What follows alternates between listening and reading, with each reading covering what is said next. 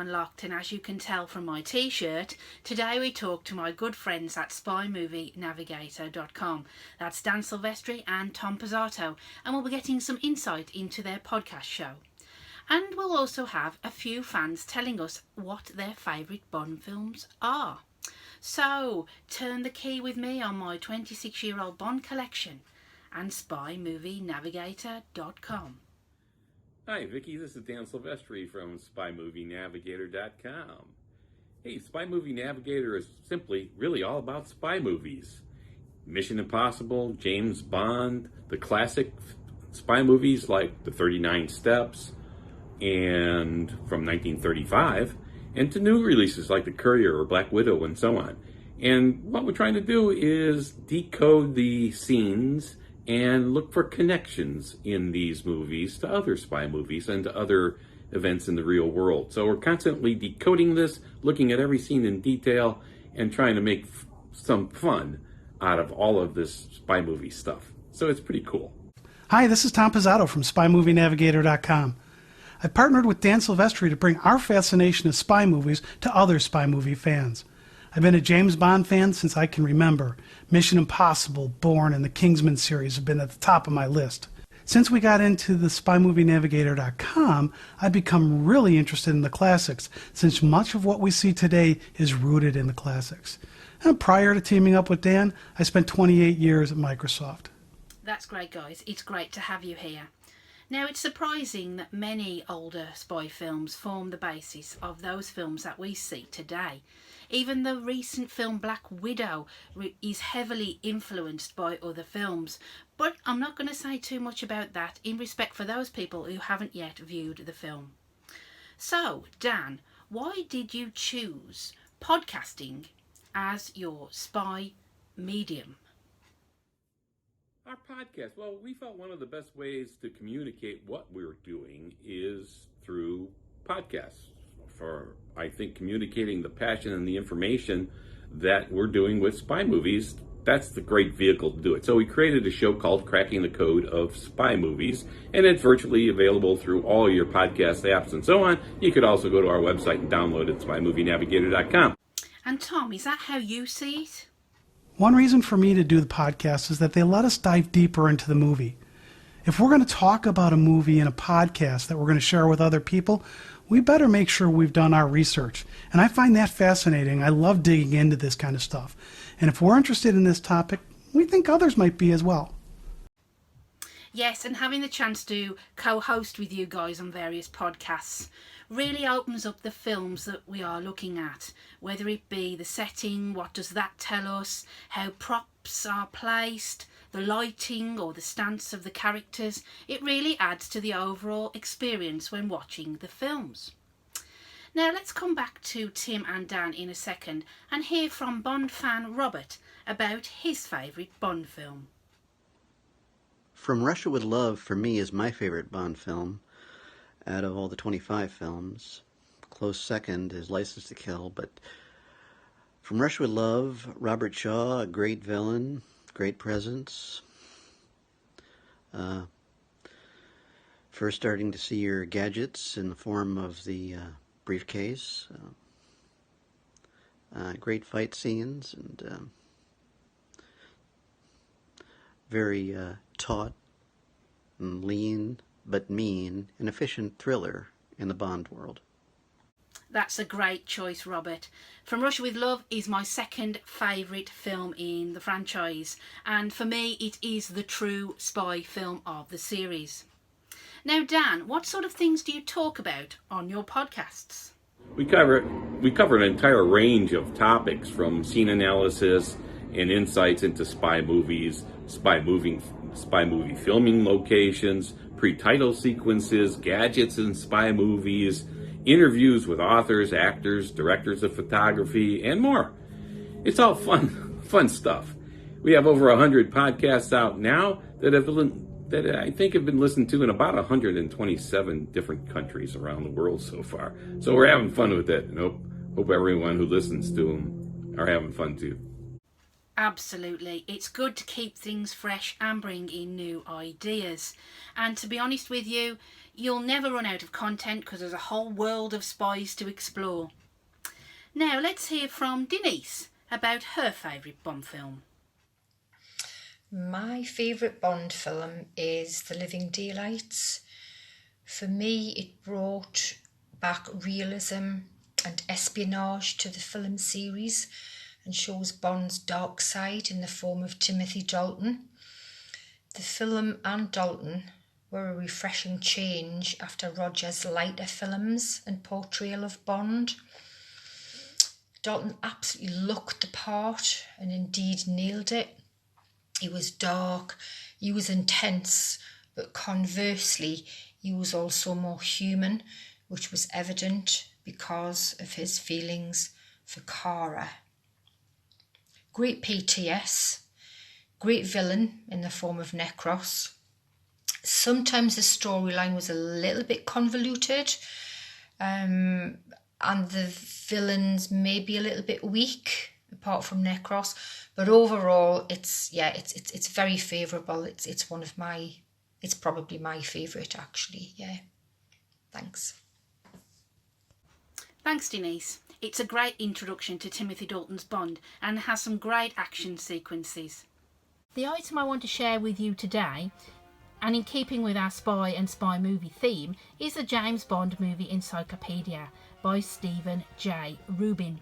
Now, our friends at SpyMovieNavigator.com have interviewed Stephen about this book, and listen out for their podcast as it's a real insight into how he devised it.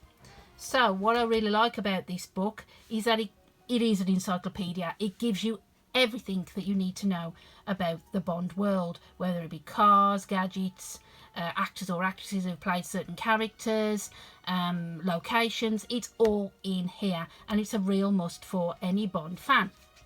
So, for example, we have the character of Paris Carver, who is the sultry wife of billionaire media mogul Elliot Carver, portrayed by Terry Hatcher, and it gives you some information about that character. Try a different one. We have a location, Crab Key, a fictional island off the coast of Jamaica, which was turned into a fortress by Spectre operative Dr. No. So you can look up absolutely anything, and it is, as I say, a real must for any Bond fan. I am a huge James Bond fan, and my favourite one is Moonraker. It's great to see some love for Moonraker. Now, Jerry has told me that he favours Moonraker for a number of reasons.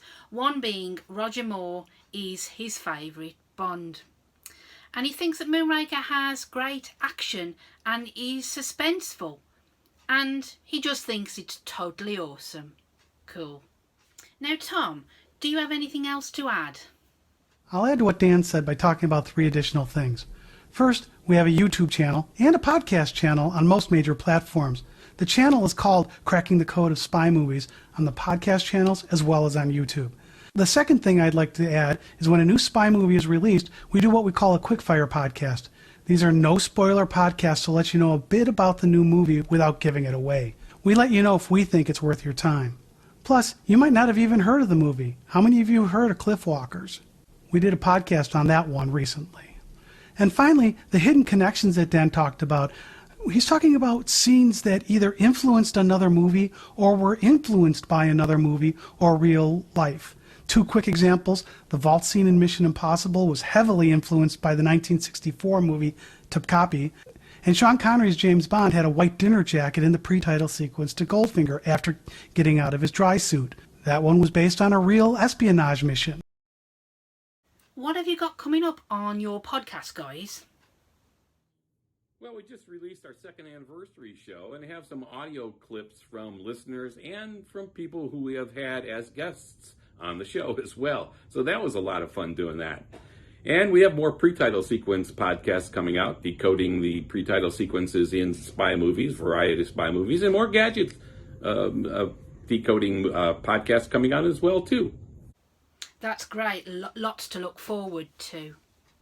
Dan mentioned our second anniversary show. In addition to that, we just released our decoding of the pre-title sequence in Mission Impossible 2. We looked at the timeline that Dr. Nikorovich was working under, as well as the origins of the song Ring Around the Rosie, the use of masks, as well as some other topics. We really had a lot of fun with that one. Another thing that I'd like to highlight is what we call the Spy Movie News. We do these podcasts once or twice a month. You can think of it as a news channel talking about the spy movie industry, what's coming up, interesting facts about a movie, maybe an interesting fact about an actor or actress, and that kind of thing. It's a very fun podcast, and we do hours of research for that, and these podcasts are generally under 15 minutes, if not 10 minutes. So you can keep up with the spy movie industry without having to do all the research. If you have enjoyed this episode with Dan and Tom from SpyMovieNavigator.com, then give it an MI6 stamp of approval and click on the notifications below. And why not subscribe too? It's fun. And do a double whammy. Subscribe to the Bond Room Unlocked and subscribe to SpyMovieNavigator.com. It makes sense. Now you can catch me, the Bond Room Unlocked, on Facebook and on Instagram for more Bond content. And of course you can see and hear me with these guys on Spy Movie Navigator at various times. I'd like to thank Dan Silvestri and Tom Pizzato for their valued time on telling us about their podcast show. It is cool. But I have one more thing I want to ask each of them. What are your favourite Bond films? Well, Goldfinger's got to be number one. It's just brilliant. The entire storyline, although it changed from the novel, but I think for the better, it's just fabulous. It's just terrific. Goldfinger, Gert Verbe, is just a first-rate villain. Odd job, Harold Sakata, a perfect henchman and dedicated killer for Goldfinger. Pussy Galore, Honor Blackman, just absolute perfection. Great sets. Goldfinger's Man Cave is one of the best sets ever created. Ken Adam was a genius. And it's just a perfect Bond movie. Hard to beat. Goldfinger. Number one. This one changes for me over time. Right now it's probably on Her Majesty's Secret Service. But depending on the day you ask me, I might tell you From Russia with Love or the Daniel Craig Casino Royale. Those two movies rotate with On Her Majesty's Secret Service for me, but today it's On Her Majesty's Secret Service. Some absolute great choices there, all in my top 5. Now I'd like to thank you guys, the Fellow Collective, for supporting and watching this channel, and I'll leave you with Bond fan Stuart and his favourite Bond film. See you next week.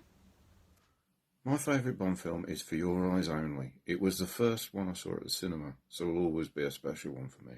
Also, Roger gives his best performance as Bond in this one, and it's a good tense but low-key Cold War thriller, something needed after the excesses of the previous couple of films, but I also love those as well.